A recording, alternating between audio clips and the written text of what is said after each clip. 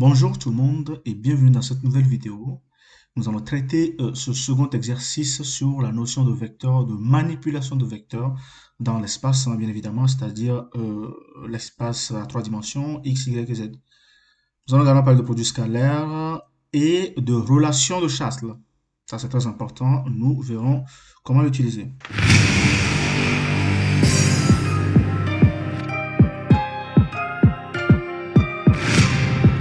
Voici l'énoncé du sujet. A, B, C, D, E, F, G est un cube d'arrêt A. I est le centre du carré EFG. Donc le point I, il est ici. Et J, le centre du carré BCGF. J, il est là. Bien. Question 1. Calculer les produits scalaires suivants. Donc petit a, il nous faut le produit scalaire de AB et AF à calculer.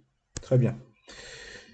Le vecteur AB scalaire AF, donc AB scalaire AF est égal à quoi? Nous savons que AB se trouve là, voici AB, et AF, il est là. Pour avoir AF, il faut donc faire AB plus BF. Ça veut dire que nous avons AB scalaire AB plus BF. Alors, ce que nous avons appliqué ici, c'est tout autre, ce n'est tout autre que quoi? Que la relation de Chasles. Voilà. C'est-à-dire que lorsqu'on dispose de n'importe quel vecteur AB, on peut mettre un point au milieu. C'est-à-dire que nous avons AE plus EB. C'est ça la relation de Chasles. Ça, c'est encore, on peut également faire d'autres manipulations, notamment AC plus CB.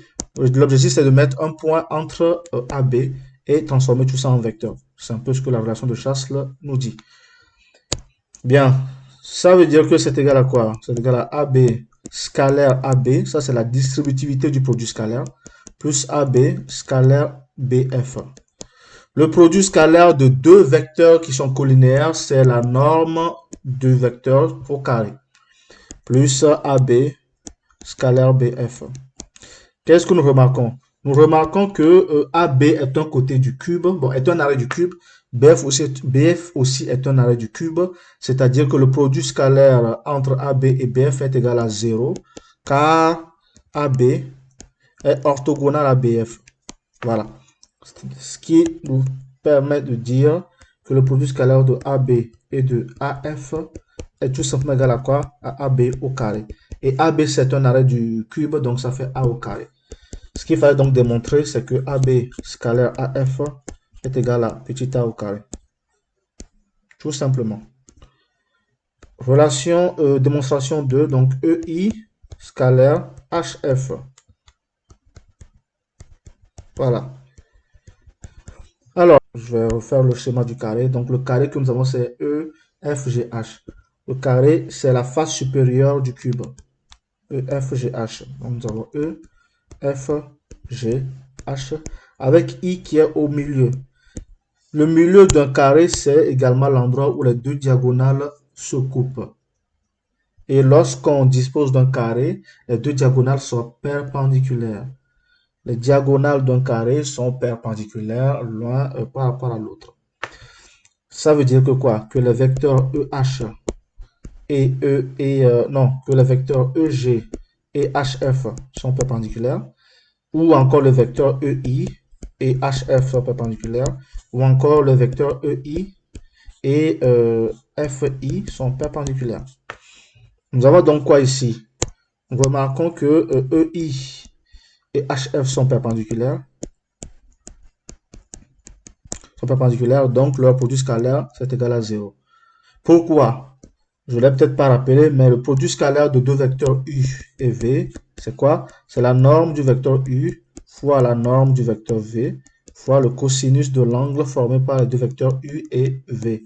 Or, lorsque les deux vecteurs sont orthogonaux, lorsque U est orthogonal à V, nous avons un angle de 90 degrés, donc cosinus de 90 degrés est égal à 0. Si cosinus est égal à 0, c'est que tout est égal à 0, d'où le résultat que nous avons à ce niveau. Bien. Ensuite, petit c, dernière relation. Bien, nous avons BG scalaire CG. BJ plutôt, scalaire CG. Donc, nous avons, donc, ça fait BJ, la norme de BJ, fois la norme de CG, fois le cosinus de l'angle formé par BJ et CG. C'est donc dire que BJ, qu'est-ce qu'on a? BJ, c'est la moitié de BG. BJ, ça fait BG sur 2 fois CG. CG, c'est le côté, donc ça fait A fois cosinus de 45 degrés. Tout simplement. Donc BJ scalaire CG, ça fait BG, c'est l'hypoténuse. C'est l'hypoténuse du triangle BCG. Et donc l'hypoténuse, c'est quoi? C'est la racine de A au carré plus A au carré, puisque c'est un cube d'arrêt 2. Donc le côté, c'est A. Fois A, fois cosinus de 45 degrés, ça fait racine de 2 sur 2. Nous avons donc racine de 2A au carré, fois A, fois racine de 2 sur 2. Ce qui nous fait A fois racine de 2, fois A, fois racine de 2 sur 2. C'est-à-dire que BJ scalaire CG, ça nous fait A au carré, fois racine de 2. Ah oui, j'ai oublié un 2. Il y avait ce 2 qui était là que j'ai oublié, qui est à ce niveau-là. Donc, je le remets, tout simplement. Voilà, sur 2. Ça nous permet donc d'avoir racine de 2 fois racine de 2 sur 2 fois 2. Et donc, ça fait A au carré fois 2 sur 4. Donc, BJ scalaire CG, ça fait A au carré sur 2, tout simplement. Donc, question 2A. Question 2A. Démontrons que IJ, donc IJ, est égal à 1 demi de EB. Tout simplement. Qu'est-ce que nous avons? Nous savons que IJ, bon, je vais vous montrer sur le schéma. Hein. Donc, je disais que nous savons que IJ, c'est la distance du centre de EF à GH au centre de FGCB. Ça peut être encore être modélisé par cette distance jusque-là, plus cette distance. C'est ce que moi je vais faire là. Et donc, c'est dire que quoi? Ça fait 1 demi. Donc, IJ, hein, IJ, le vecteur, ça fait 1 demi du vecteur HG plus 1 demi du vecteur GC. Voilà, tout simplement. Très bien. Et le vecteur GC, c'est encore le vecteur... Ouais. Alors, tout ça, on peut l'écrire autrement. Hein. On peut l'écrire autrement. Ça fait également 1 demi du vecteur EF plus 1 demi du vecteur FB. Voilà. Plus 1 demi du vecteur FB. Nous allons plutôt considérer cette deuxième partie. Donc, IG, ça fait 1 demi facteur de EF plus FB. Relation de Charles, là. La relation de Charles nous permet d'écrire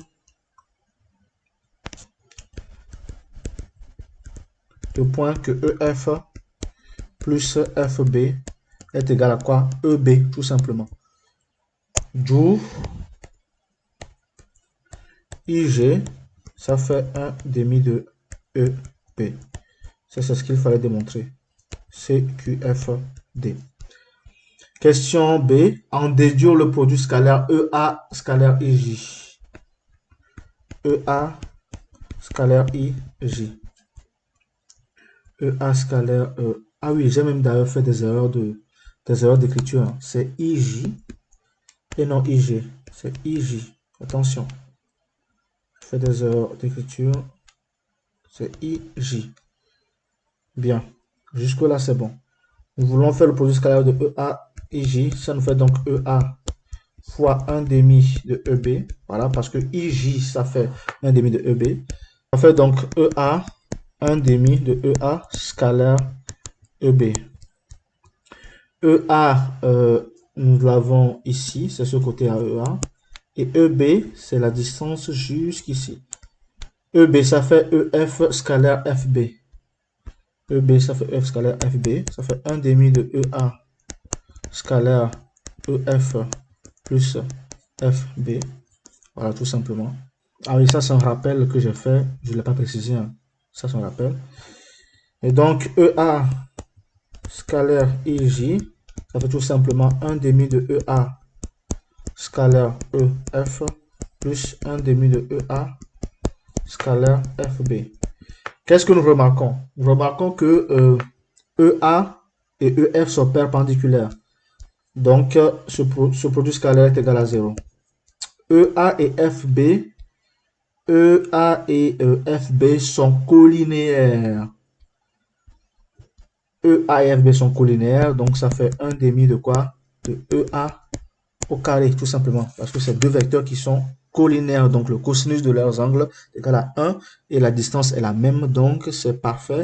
Ça nous fait donc 1 demi de A au carré, d'où EA scalaire IJ égale à A au carré sur 2. Tout simplement. Je pense que je viens de répondre à la dernière question et donc cette vidéo peut prendre fin. Je vous remercie d'avoir suivi cette vidéo. Je vous invite à me suivre régulièrement et à suivre régulièrement ma chaîne. Je vous invite également à liker cette vidéo, voilà celle-ci. Je vous invite à la commenter avec vos questions et vos interrogations. Je vous invite également à vous abonner à cette chaîne parce que vous verrez régulièrement de nouvelles vidéos qui parlent de sciences, d'études académiques et j'en passe. Je vous invite enfin à consulter la description de cette vidéo pour y voir mon adresse mail sur lequel vous pouvez m'envoyer des exercices un peu plus compliqués et des interrogations que vous aurez du mal à mettre dans les commentaires. Merci, à bientôt.